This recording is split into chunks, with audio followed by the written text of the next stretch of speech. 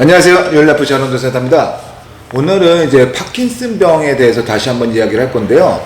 제가 이제 여러 번 언급을 했어요. 이제 파킨슨병은 그 뇌병변으로 인해 가지고 이게 편마비 분들이라던가 하지마비 분들이라던가 이렇게 어떤 마비를 동반한 질병이 아니에요. 이제 뭐냐면요. 물론 이제 파킨슨병이 이제 노인성, 이제 무조건 노인만 이렇게 걸리는 건 아니지만 어쨌든 노인성 질환으로 이제 분류가 되잖아요. 이 노인성 질환이다 보니까는 뇌병변과 파킨슨이 이제 합쳐져서 이제 오시는 분들도 계시고, 이제 뭐 파킨슨병이 왔는데 뇌병변이 생겼다, 아니면은 이제 뭐 뇌졸중이 됐는데 그 이후에 파킨슨병 걸렸다, 뭐 이런 경우가 있긴 하지만은 파킨슨병만 따로 놓고 보면은 본질적으로 마비 증상을 동반하는 병은 아니에요.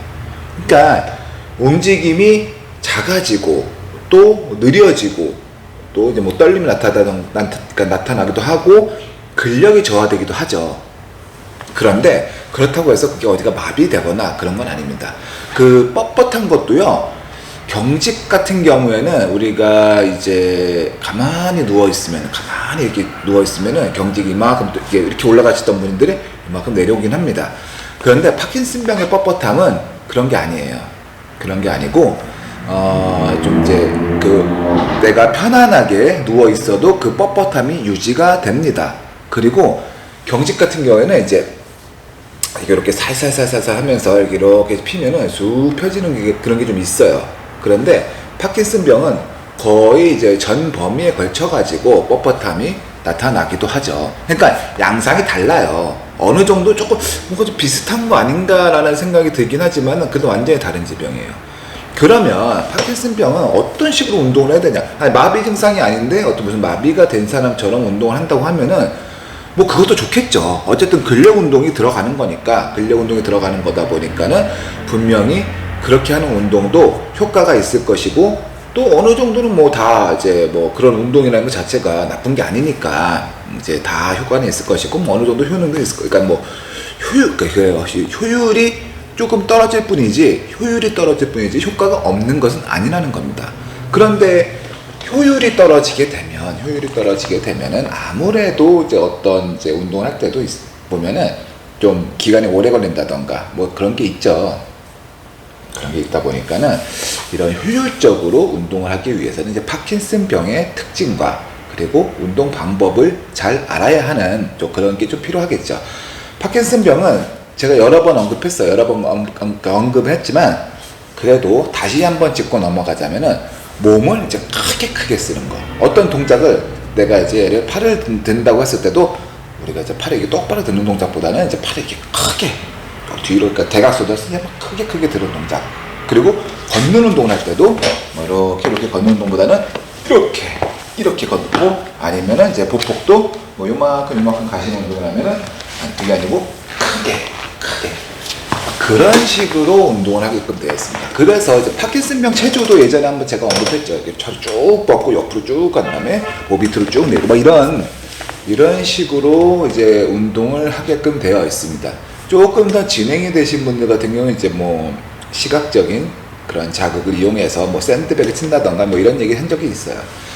자, 그런데 오늘은 이제 뭐 그거를 똑같은 얘기 또 하자는 게 아니고, 이 팔을 쓸 때, 다리를 쓸 때, 뭐 다리는 좀 그렇다 쳐요. 다리는 뭐 그렇게까지 뭐 움직임이 차이가 나는 건 아니기 때문에 팔을 쓸 때 우리가 팔을 앞으로 뻗는 운동 해볼게요. 앞으로 뻗는 동작을 이렇게 했습니다. 근데 이렇게 뻗으면 끝이야. 이게 팔을 다 뻗은 게 아니에요. 뭐냐면 여기가 날개뼈 있죠? 날개뼈도 앞으로 쭉 나와줘야 됩니다. 쭉 나와줘야 돼요. 그러니까 우리가 이제 어떤 이제 팔을 이렇게 쭉 내지르는 동작을 한다 쳤을 때요, 이렇게 몸통도 같이 가고, 이게 몸통 이렇게 회전하면서 이 날개뼈도 앞으로 쭉 빼는 동작. 그러니까 이게 크게 쓴다는 거예요.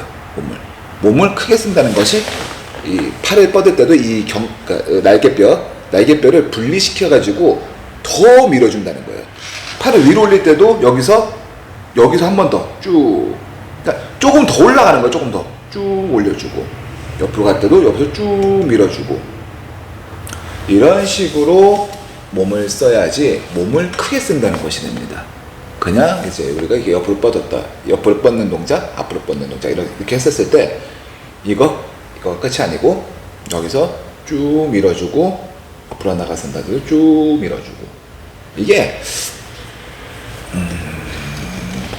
춤추는 사람들은 이런 걸 좀 잘 알고 있는 경우가 많은데 우리가 그 TV에서 춤추는 걸 봤었을 때 이 사람이 동작이 되게 크게 나와야지 좀 멋있는 그런 게 있기 때문에 조금이라도 크게 쓰기 위해서 뭐 손끝 여기서 이제 또 여기 아까 말씀드렸던 날개뼈 이런 것까지 쭉쭉 밀어주면서 한다고는 하더라고요. 뭐 제가 춤을 출 줄 알아서 그렇게 뭐 하는 건 아니고 저도 한번 TV에서 본 적이 있어가지고 이런 얘기 하는 겁니다.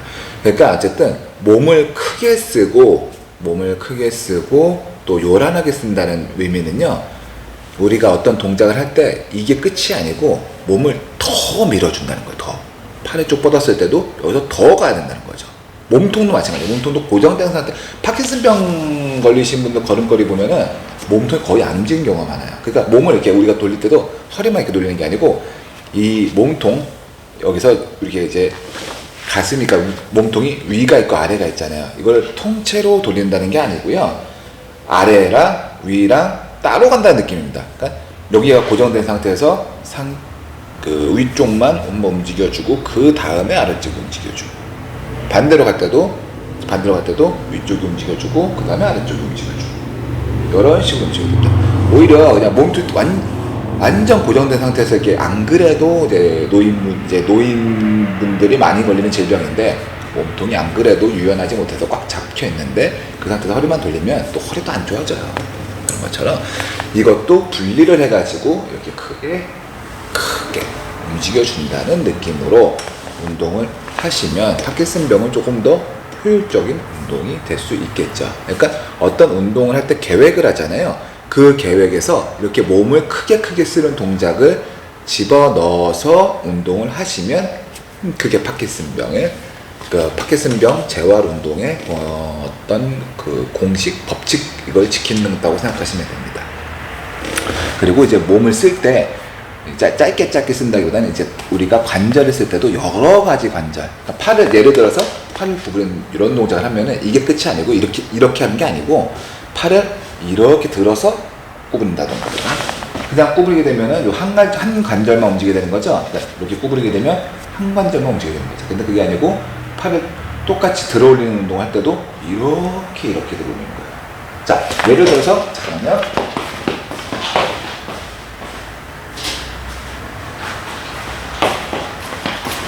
우리가 아령을 들고 이제 운동할 때도 이렇게 운동하는 것보다는 파킨슨병 환자분들 같은 경우에는 이렇게 운동하는 것보다는 팔을 쭉 뻗어서 들어 올려서 내리면서 내리고 쭉 들어 올려서 구부리고 내리면서 내리고 이런 식으로 몸을 좀 크게 쓰시라는 얘기입니다.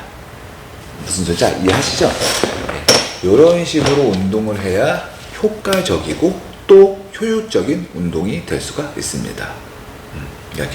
이렇게 이런 거를 좀 생각하시면서 운동을 하시는 게 더 좋을 것 같아가지고 한번 말씀을 드려봤어요. 물론 이제 파킨슨병이 이런 운동만 하면 되는 건 아니고 이제 균형 운동이라던가 이제 뭐 보폭을 넓히기 위해서 뭐 어떤 운동을 한다던가 또 이제 여러 가지 근력 운동이 필요한데 뭐 그런 건 당연히 필요한 거고 요 기본 원칙을 가지고 운동을 하시라는 얘기입니다. 이제 좀 이해가 되셨는지 모르겠습니다. 이제 좀 안 그렇게 하시는 분들이 많다 보니까 한번 이렇게 다시 한번 파킨슨병의 운동에 대해서 짚고 넘어가기 위해서 영상을 켜봤습니다. 자, 오늘도 봐주셔서 감사합니다.